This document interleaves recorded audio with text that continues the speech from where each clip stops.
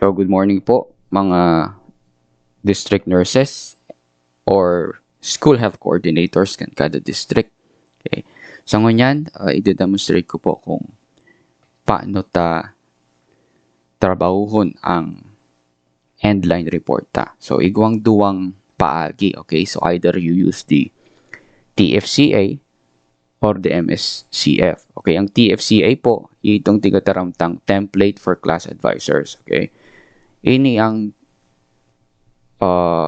tiga-apod ng scratch pad por dahil wala ining mga naka-embed na formula. Same time, warang BMI and HFA categories ini. So, pero ang i-demonstrate ko ngayon sa Indo is itong sarupang method, which is itong gamit ang MSCF. Ano ang MSCF? So, ang MSCF ay ang Main School Consolidator File. So, ining file na ini, so medyo dakulang file size na, igwa ining mga naka-embed na formula.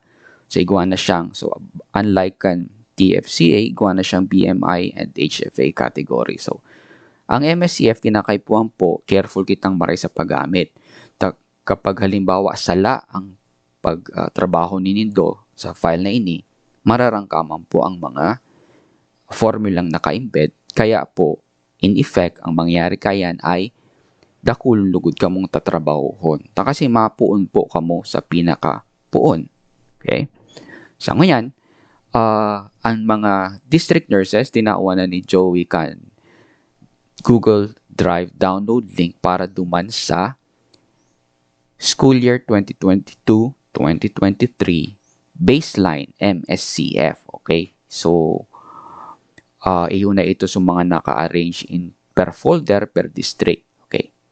Ang gigibuhong po nito bilang district nurse ay ida-download ang para sa district nito. And kung ang urunan nito with your school health coordinator ay sinda ang matrabaho, then siling po kayo nagigibuhon nito. Tatawan nito sinda kan file na para sa school ninda. Halimbawa, digdi sa example TAPEL, okay? TAPEL ES, nakalag pa baseline SY 2022. Ang inot nagigibuhon po nito, sumatrabaho na kaini, okay? Halimbawa, bako ka ang matrabaho, pinatrabaho mo sa school health coordinator. Ang gigibuhon kang school health coordinator ay inot, balyuhan mo na nyo po niya ang file name, okay?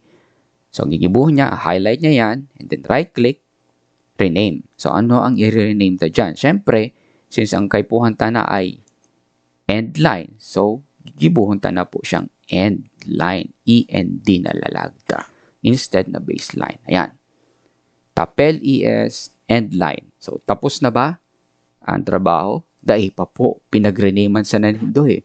Wala pa man kamong tiga gibong major change. Okay, so, susunod, i-open niya na po ang file na ini. Okay, double click, i-open niya, kay puhan po, giraray, Microsoft 365. Okay, gabos po na empleyado kan DepEd, igwa kayan. Okay.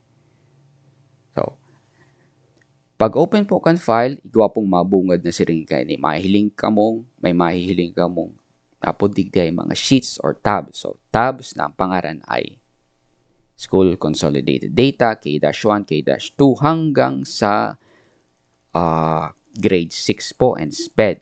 Pati na nga mga forms. So, ining may mga forms, again, and ining may mga siring kaning BMI, apod ka ini ay MSCF or Main School Consolidator File. So, pag nabuksan na nindo, i-click tulos nindo ang School Consolidated Data Sheet or tab. Digdi sa bandang taas, may mahiling ka mo, may nakalaag pang word na baseline. So, same thing. Ang base, gibuhon nindong end. Kasi end line ang tiga ko ata. Okay. Ayos na. Nabalyuhan mo na so, mga dapat balyuhan na name. Tapos na ba ang trabaho? Dahil pa po. Ang masunod na gigibuhon ay i-click ang K-1. Okay, sa K-1 sheet, digdi po ka mo malaag kan date of measurement or date of weighing para sa endline report. So, sa ngunyan, ang TAPEL ES para sa baseline report ninda dati, nag-weigh sinda August 25, 2022. Ngunyan, ang kaipuhan tana ay endline kaipuhan ta naman po ining balyuhan. So, alimbawa, nag-weigh ang school, okay? May 22, 2023. Ang ilalag na digdi ay 0522.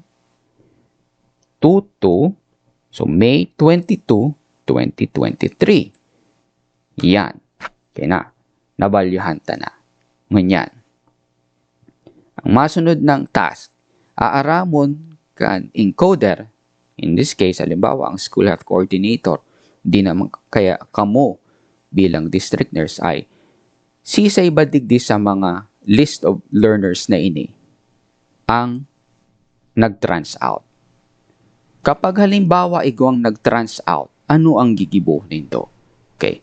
So, inot, aramon nindo, sisay so nag-trans out. Let's say, sabi kan, class advisor, si Riquillas ngayon po, Riquillas Angeline, nag-trans out na po yan. So, si Riquillas, ang pwesto ni Riquillas Angeline sa list ay nasa pinakababa.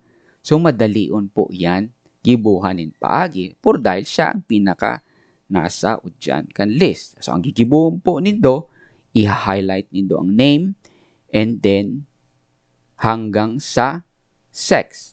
Okay, once again, highlight name, habang nakapindot sa left mouse button, okay, idadrag nindo pasiring sa sex. Hanggang sex lang po ha, bako sa height squared. Okay. Yan, pag na-highlight na po nindo yan, ang masunod na gigibuhon nindo ay ma-right click kamo ka mouse. Pipinduton ng right click and aanapon nindo ang clear contents. Ayan. Palinaw yan ha. Clear contents. Clear contents. Ayan. So nawara na. So number 16. Pira na sa natada? Number. Na numbers digdi? 15 na sana. So 16 minus 1 learner is 15. Ngunyan. Ay ito ngaya, pasilon sa nang gibuhon, tayaon siya sa pinakababa. Tama po. How about kapag halimbawa, ang nag-transfer out ay ang name niya ay nasa katahawan kan list. Okay, let's say, si Belando, Shana R.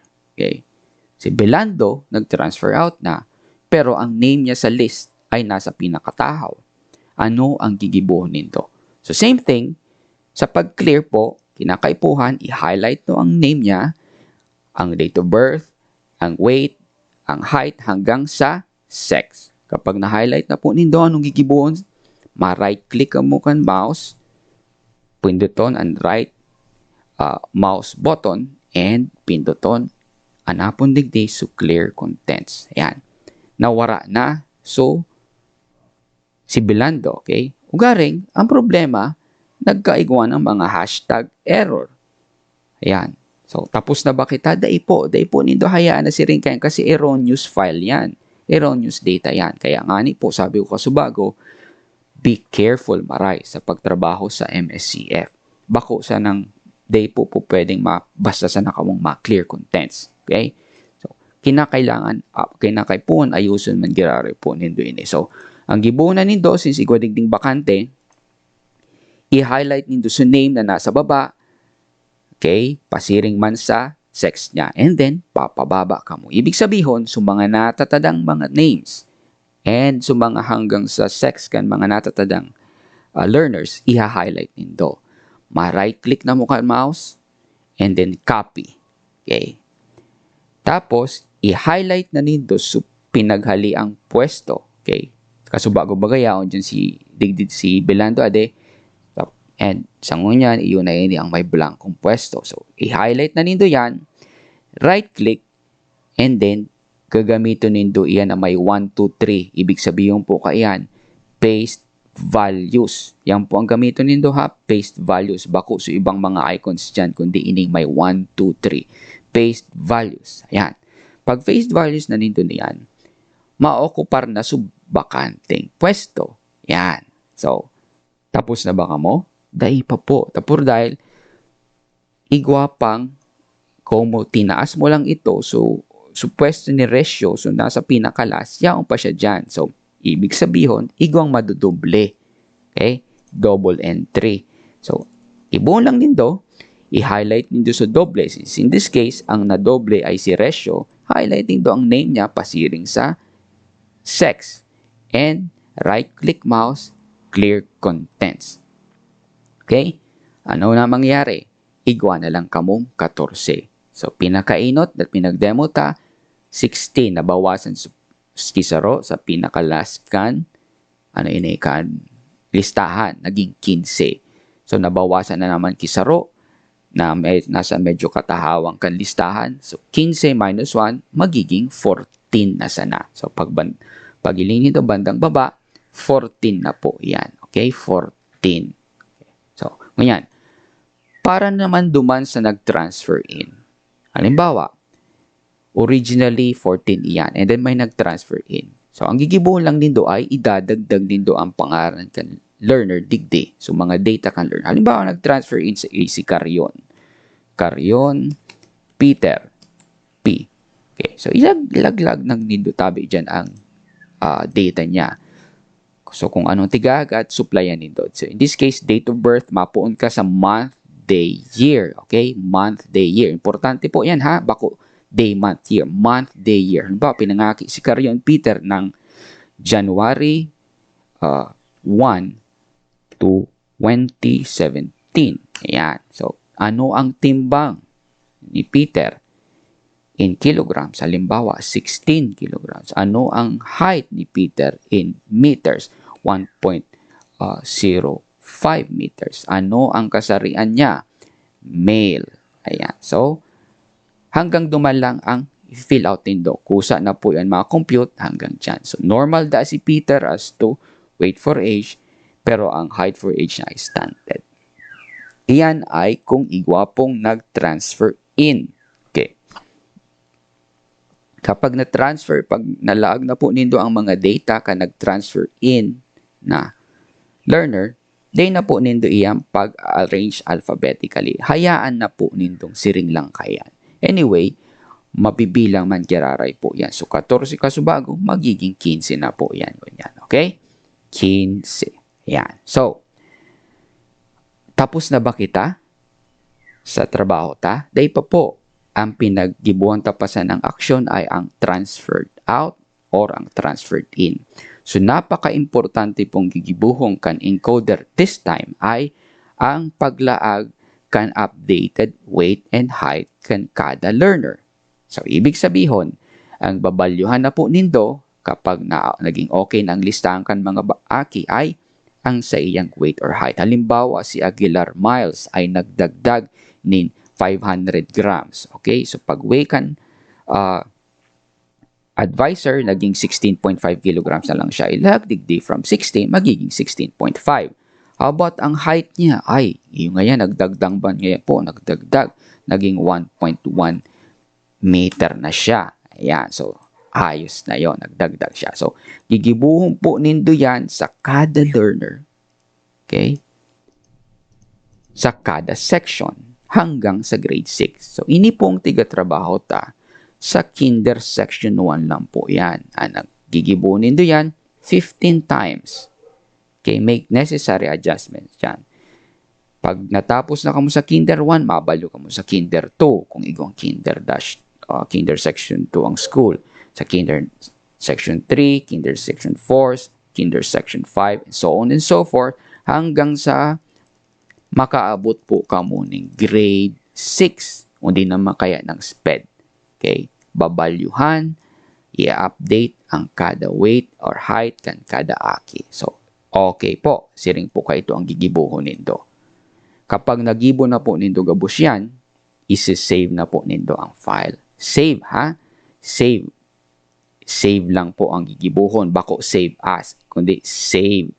Okay, save lang.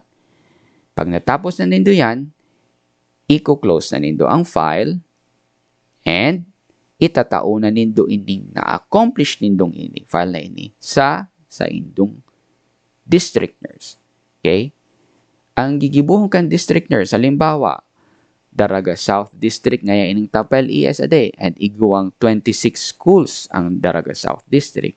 Gigibuhon kan district nurse kan Daraga South District ay kokolektahon yaman sa 26 na files. Okay, kapag nakolekta niya na sa 26 files for end-line report, ma-generate na siya key District Consolidated Report for end-line use. Okay, siya na po ang matrabaho ka ito. Igawa naman another set of instructions para sa district nurse duman.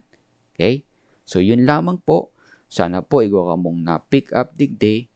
Salamat po sa pagtangog nindo and good morning.